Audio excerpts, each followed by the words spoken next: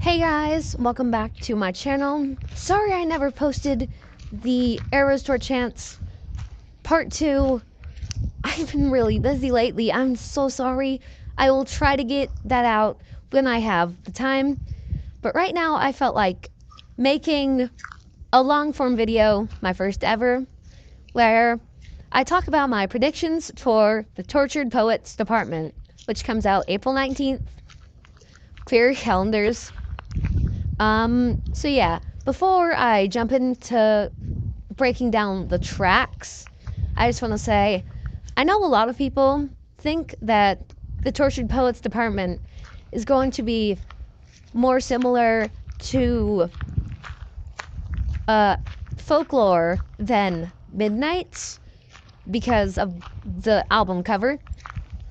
I don't think that's right, because on Apple Music, they have the Tortured Poets Department labeled as a pop album, whereas Folklore and Evermore are both labeled as alternative style music albums.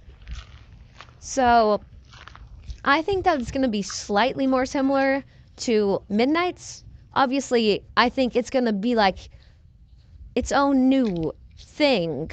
I don't think it's going to be like a Midnight's 2 situation. But yeah, let's get into our first track, which is called Fortnite, featuring Post Malone.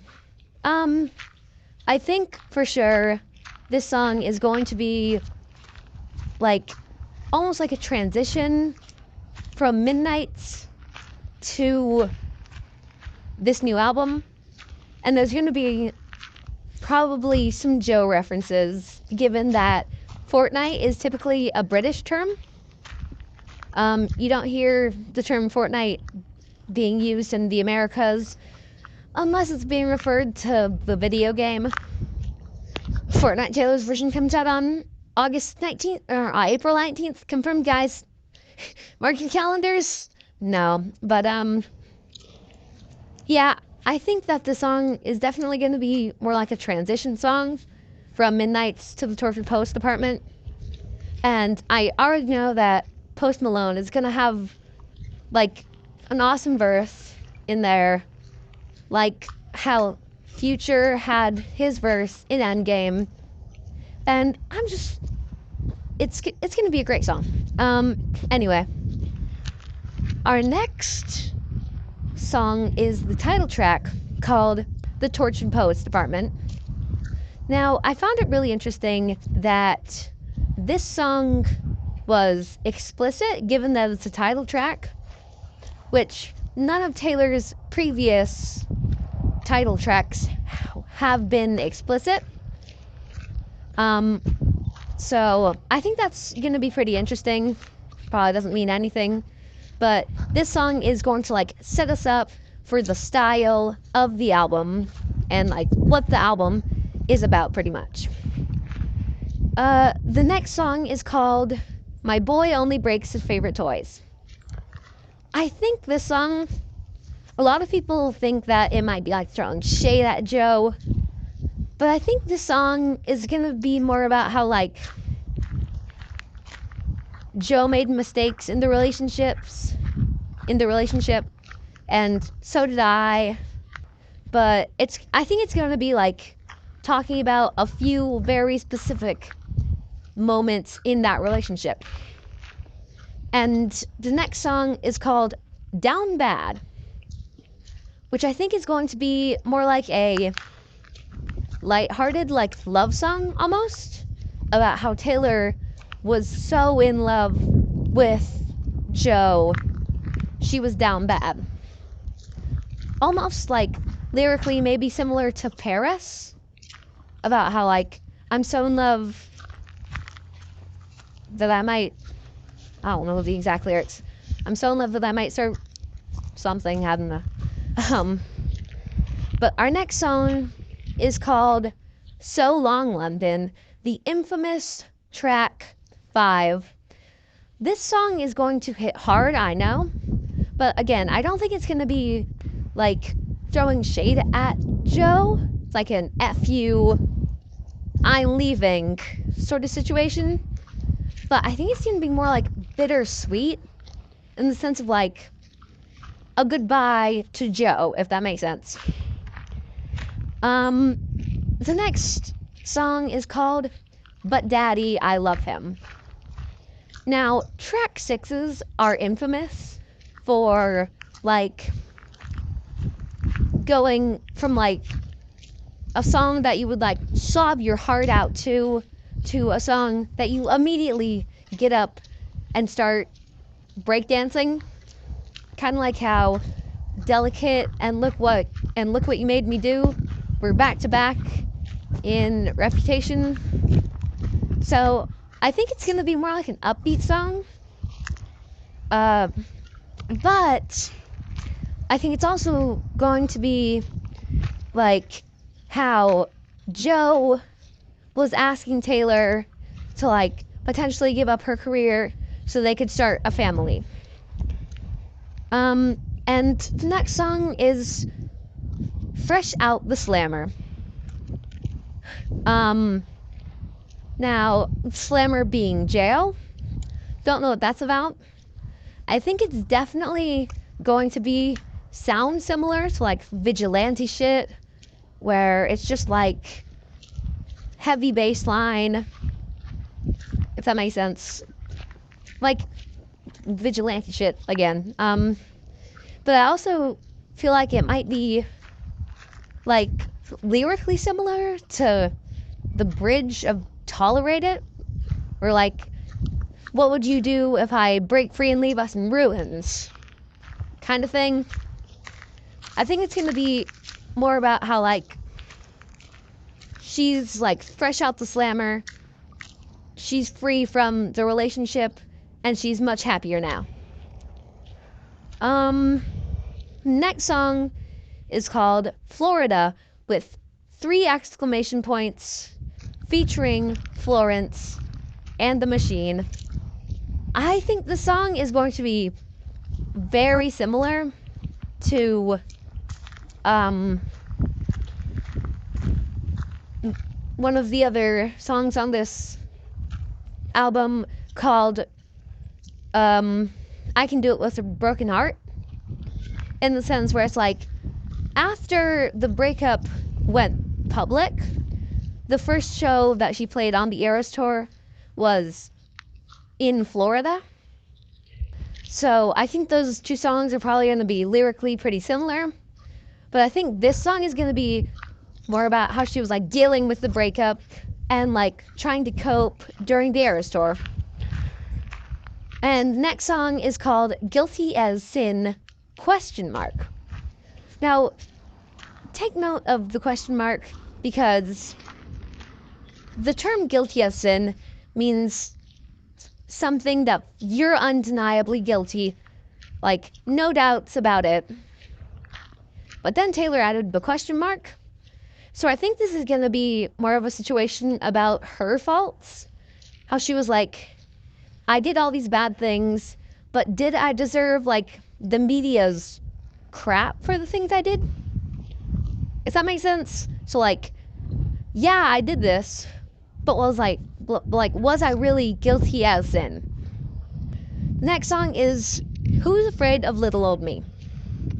Now, this song, I believe, is going to be another song about how like she was facing with like publicity, if that makes sense. So like, I feel like it's gonna be a song about how like, why do people hate me? Who's afraid of me? Like, why me? Type situation.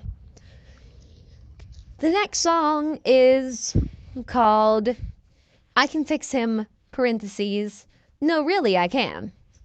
I think this is definitely going to be very similar to You're Losing Me. So yeah, I think this is going to be lyrically similar to You're Losing Me, in the sense that like,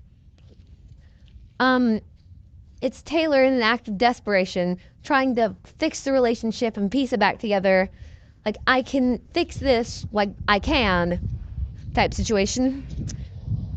Now, the next song is LOML, which is typically lengthened to Love of My Life, But I saw a theory about how it could be loss of my life, since we haven't seen this before where Taylor has abbreviated the song title herself. So I think it pretty much should be anything, but I think it's more so gonna be a song about how, like, lover in hindsight, like, or the one, where it's like a situation where it's like, it would have been nice, like, if you could have been the love of my life or something. You're welcome, Taylor. I just wrote the part of the chorus for you. You're welcome. No. But next we have the infamous track 13 called I Can Do It with a Broken Heart. Again, I think this song is going to be similar to Florida, but more of like a Florida was a song where it was like, I'm heartbroken and I'm trying to deal with this, whereas I Can Do It with a Broken Heart, I think is going to be more of a song where it's like picking herself back up and continuing on with the Eras Tour. And now our next song is called The Smallest Man Who Ever Lived. I think this song is once again going to be about how the media viewed Taylor and Joe, and about how it's going to be like everyone thought that like he should have stayed away from me because I made him look like he was the smallest man who ever lived, because I'm this big woman in the music industry. So yeah, next song is called The Alchemy, which is pretty interesting because alchemy is the practice of turning regular items into gold. So I think the song might be lyrically similar to Gold Rush, where it's like everyone else was chasing like this 100% perfect love, trying to find gold, whereas I had to make my own, and Joe was the gold that I made, if that makes sense. Now, track 16 on the standard version, last track, is called Clara Bow, which Clara Bow was a silent film actress. Yeah, she was a silent film actress in the 30s, and I think this could tie back into But Daddy, I Love Him, where like she was willing to give up her music career and her voice to be with Joe. So I think that this song is gonna like inner loop Clara Bow's life with Taylor's. And now for our first bonus track, we have The Manuscript. Now, the manuscript is, I think that this is going to be a song about how, like, almost like a thanks to Joe. Does that make sense? Yeah, so I think it's going to be like I'm just for reference, I'm not throwing shade at Joe. He was a great guy. That makes sense. Now, I don't know all of like the drama and all the bad things that happened in their relationship. To be honest, I wasn't a Swiftie for most of their relationship. I'm pretty new, but from what I know, it was a pretty good relationship given that she was with him for, I think, 9 years. So I think this is going to be like just for clarity, I'm not being shady to Joe. And now, our second bonus track is called The Bolter, which I think is going to be potentially a song similar to The Archer, where it's like talking about her issues and how she was trying to bolt away from those issues, and while trying to lose those issues, she found Joe, if that makes sense. Um, so yeah. Um, our next bonus track is called The Albatross. Um, and I think that this is gonna be a song about how like first of all, let me preface this by saying there is a poem by a French poet called The Albatross about how this seabird, which is an albatross, it's a real bird, but is continuously being hunted down by fishermen. Um, and so I think that this is going to tie into the media and how people are always looking for some way to try to hunt down and take down Taylor, because some people are toxic like that. But our last bonus track is called The Black Dog. I think that this song is going to be, well, again, I keep forgetting what I'm trying to say, but the black dog is a famous omen where, like, if you see the black dog, you're gonna have bad luck or you're gonna die in the next 3 days. But I think that this song is going to be like how other people viewed their relationship. Like, people thought that they were bad luck, a bad omen for each other, but how none of that wasn't really true. And like how it's also going to be like a final farewell to Joe in this album. So yeah, that's my personal take on this album. Again, I know nothing, so take everything I say with a grain of salt. I'm not a professional at this. I'm actually kind of new to being a Swiftie. I'm still a Swiftie though. You're not allowed to come at me.